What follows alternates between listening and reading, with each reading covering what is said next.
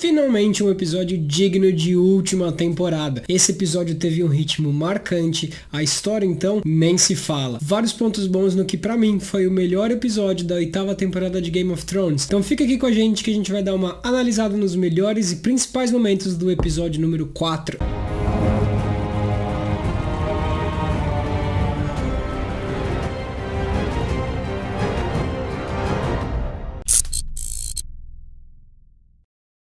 Eu sou o PH e mesmo estando com alguns problemas na minha voz, hoje eu vou trazer para vocês os principais momentos desse episódio de hoje. Vamos lá?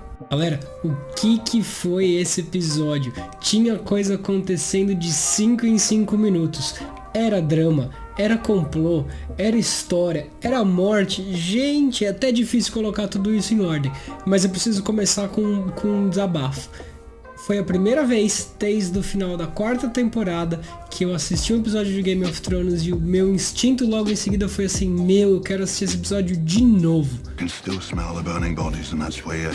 Após vencer a batalha contra o Rei da Noite, a Dany já começou a preocupar com a reestruturação de Westeros assim que ela, de fato, se tornar a Rainha dos Sete Reinos. Então ela decidiu reconhecer a filiação do Gendry como filho legítimo do Robert Baratheon e decidiu nomear ele Lorde de Ponta Tempestade. Pra quem não sabe, Ponta Tempestade é a capital de um dos outros Sete Reinos. É como se fosse a Winterfell, só que ao invés do norte, seria de Terra das Tempestades. É um lugar que na série não foi mostrado, eles nunca deram muita importância, acho que porque o maior foco dos Baratheons depois foi o Stannis e ele estava em outro local. Não vamos entrar muito nessa loucura de geografia, porque a gente, de novo, tá chegando no final da série, e aí a gente tem que ter a geopolítica de antes da rebelião, não vem ao caso. Mas só pra ficar claro, é um dos Sete Reinos, é um dos locais de mais importância dentro de Westeros nesse momento. Depois de pensar muito a respeito, Jon decide contar para suas irmãs a sua verdadeira genealogia, já que guardar segredos assim nunca fez bem para ninguém, principalmente nesse seriado. E tudo seria maravilhoso, porque os Starks estão precisando cada vez mais dessa união. Mas, como já era de se esperar, como fazia um certo tempo que não acontecia, a Sansa resolveu falar mais do que deveria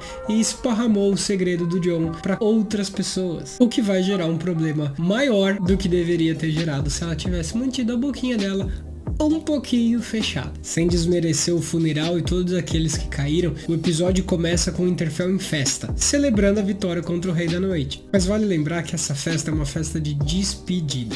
No dia seguinte, todos os heróis começam a se despedir de muitas das pessoas, já que muitos deles estão indo por caminhos ou para lugares diferentes. Os selvagens e o fantasma estão voltando para o norte. O exército da Dany está pegando os barcos para voltar para a Pedra do Dragão, enquanto o exército principal do Jon e do Vale estão marchando para Porto Real para finalmente pôr fim à guerra contra Cersei. E nesse clima de despedida, muitos deles dizem adeus e nós temos a impressão que isso vai ser para sempre. Vou fazer minhas as palavras de Tormund. Até quando essa despedida vai ser para sempre? O que mais me interessa nessas despedidas nesse episódio é que tanto a Arya quanto o Cão de Caça, eles saem de fininho durante a manhã para não passar desapercebido, para não chamar a atenção de ninguém. E aí eles tinham planejado ir juntos, mas eles juntos descobrem que estão indo para Porto Real para encerrar assuntos inacabados. Lógico, a gente sabe que a gente tá falando de que o Cão quer vencer o irmão dele, Montanha, e a Arya, que é por fim na lista dela, matando a Cersei. Já que a Arya matou o Rei da Noite no episódio passado,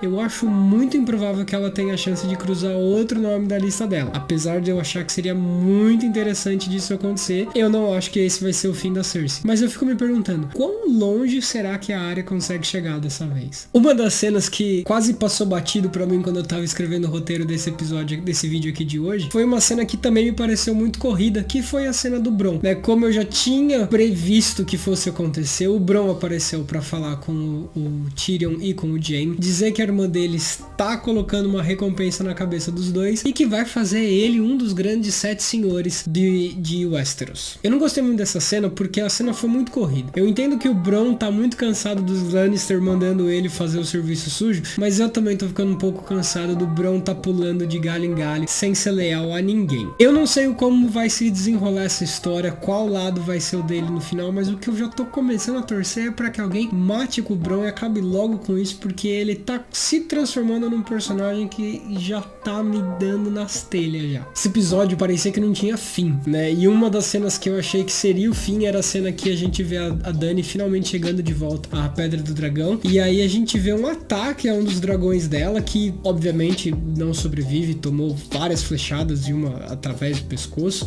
É aquele dragão que a única coisa importante que ele fez do seriado todo foi deixar o Jon subir nele, porque fora isso, esse é o dragão que a gente nunca lembra. Não é o dragão importante, não é o dragão principal, não é o dragão que virou morto-vivo, não é o dragão que fez nada. Mas infelizmente ele morreu. Fato é, os dragões eram as maiores vantagens que a Daenerys tinha contra a Cersei. 3 dragões eram o suficiente para pôr todo o exército da Cersei abaixo. Agora, ela só tem um dragão. Além disso, ela perdeu vários soldados ao longo dessas temporadas, ela perdeu vários Dothrakis, ela perdeu ainda mais, né, na Batalha de Winterfell, ela perdeu uma parte significativa das forças dela e basicamente o que tava vivo morreu nesse naufrágio, nesse ataque dos navios que o Euron travou contra ela. O que me faz perguntar, qual que é o poder bélico que a Dany tem agora para enfrentar a Cersei? Antes da gente continuar nessa história da guerra, a gente precisa voltar um pouquinho e começar a falar da história do Jon. Um dos assuntos mais falados dentro do episódio e fora desse episódio é qual dos dois escolher. Se você tiver que escolher entre o Jon e a Dany, qual dos dois você escolhe? E esse assunto dividiu as pessoas em 3 diferentes grupos. Você tem, é claro, as 2 torcidas individuais, mas você tem aquele grupo que eu faço parte, que torce para que os dois reinem juntos. Na minha opinião, é a maneira mais fácil, com menos derramamento de sangue, que eles conseguem se juntar e vencer todo mundo. É lógico, o Varys já deixou claro no episódio vários motivos do porquê que isso não daria certo, mas mesmo assim, a gente precisa torcer, não precisa? No final desse episódio, a gente consegue perceber que a Dany tá numa